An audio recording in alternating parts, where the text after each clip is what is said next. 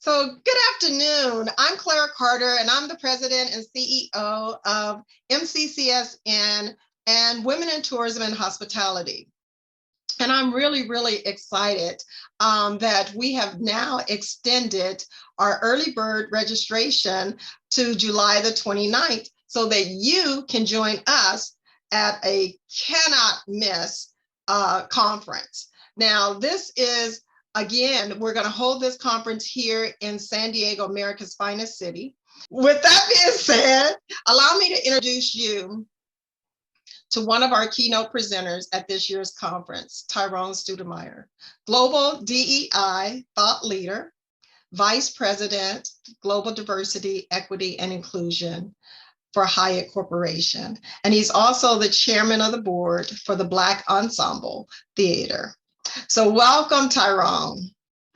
Carla, thank you, and congratulations on the conference that's coming up in September. It's going to be a phenomenal time, and I salute and applaud you for taking time to pull together the focus on women in hospitality. They are, cutting edge with Black women, white women, Latino women, are all women that are doing phenomenal things, and they're more than 50% of the workforce. So having this conference helps us to really help prepare women and actively listen to what their needs are to advance travel across all demographics. Well, thank you so much. Yeah, it's been quite a task and undertaking, but I thought it was very important, to continue to, showcase women that are leading the way in travel and tourism, and also to acknowledge them for the work that they're doing. So with that, I've heard that DEI is a journey and not a destination. Yes. Can you comment on where our organization is relative to this journey? Certainly, and I say that oftentimes it's not a destination, it's a journey. We didn't get here overnight. We're not going to resolve this issue overnight. There's going to take years and years of us taking time, understanding other cultures. I'm a firm believer that it's the power of our worldviews that shapes our beliefs and our behaviors and how we resolve conflict and how we make decisions, right? And I believe that tourism is a way to be able to broaden people's awareness of other cultures, other backgrounds. We can travel the world and understand those differences. We are more similar than we are different, but our different lies in our cultural backgrounds, messages and beliefs that we learned as children, we carry into adulthood, right? So I do think it's a journey and it's over time, it's developmental. I think that today's time and society has brought us to a place that many white people have strong will to do the work, but lack the skill. This is required, is to have skills to be able to navigate through cultural differences. Most people believe diversity is a problem to be solved versus a difference to be leveraged. I don't know about you, I'm not, as a Black man, I've been Black for 60 years, I'm not a problem to be solved. I'm a difference to be leveraged. I have a value that I bring to the organization that I want to be able to partner with. And at Hyatt, we're a purpose-driven organization. Our purpose is to care for people to be their best. Diversity, equity, inclusion is the evolution of our purpose. It's how we make the world a better place to work for everyone. It's how we create experience for people from all backgrounds, races, gender, orientation, veteran status, to be their best by understanding who they are and what they believe and what experience they're looking for. Very well said, Tyrone. And I agree with you 100% on that. And with DEI being such a hot topic, as we know, over the last couple of years, what would you say are ways that Hyatt is leading the charge? That's a very good question. And I think that, as I said earlier, Hyatt's a purpose-driven organization. Our purpose is to care for people to be their best. Diversity, equity, inclusion is the manifestation of our purpose. It's how our strategy comes alive. We look at this very clearly on three different categories: who we employ, develop, and advance, who we support, who we buy from, who we partner with. We make sure that we're looking at this, we lead with an evidence-based diversity strategy, leading with the analytics and the predictive analytics in the workforce, the workplace, and the marketplace.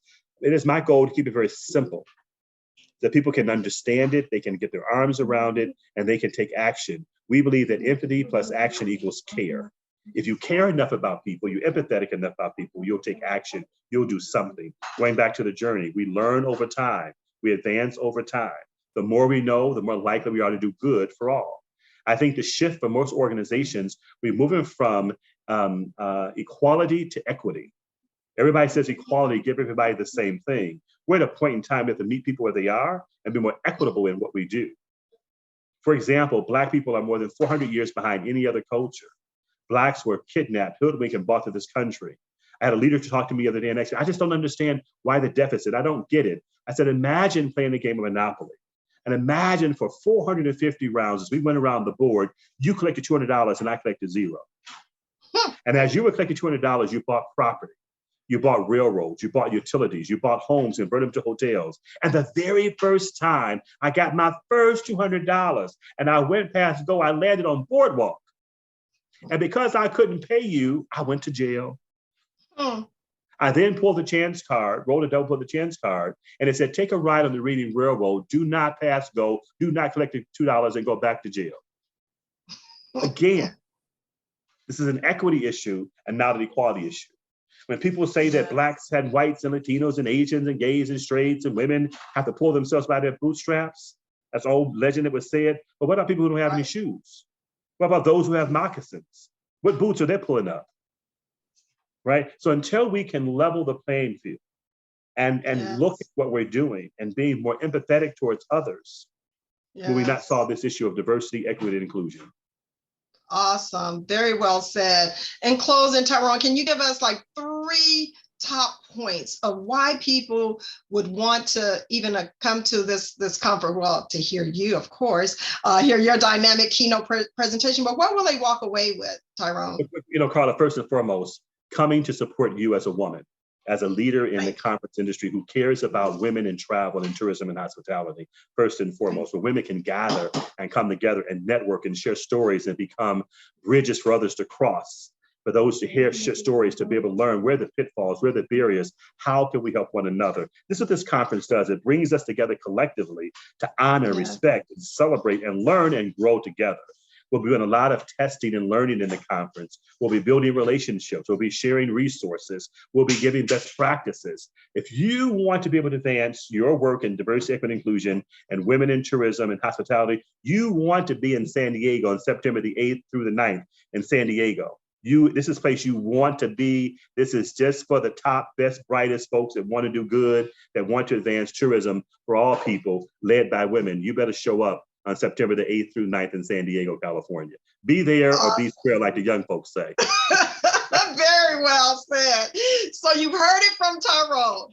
Thank you again for joining me today. And we really look forward to seeing you in September, Tyrone. So again, to register, go to sdwithit.com and click on the registration button. We will see you all in September. Thank you so much and have a great afternoon. Bye. Bye-bye.